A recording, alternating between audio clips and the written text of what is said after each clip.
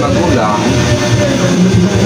sa inyong mga kabataan ko, ikaw na bahala sa edad ay mga asawa na ko sa Oh, naman, tanami si mo ba? Baliw ka yata eh.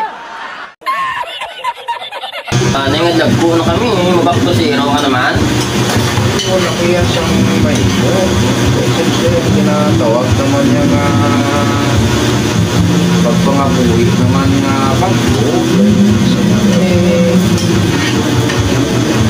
Hindi mo yung mapunga ng natawag nga second lover ko yan. Pow! Kung baga, kaya gugma ko yan nga pagbo. Luwa sa inyo nga iloy ko. Di, paano na lang kami na? Nagmamangod ko nga gagmay pa. Budangan ko sa mga apo mo. Kung may mga sobra ko yung kwarta sa pinakadlaw, sa amon makaaw namon, may sobra, kung mga problema kay matap ko sustento para sa inyo, sa manggod ko, kag sa mga apo ko na duwa ka dito.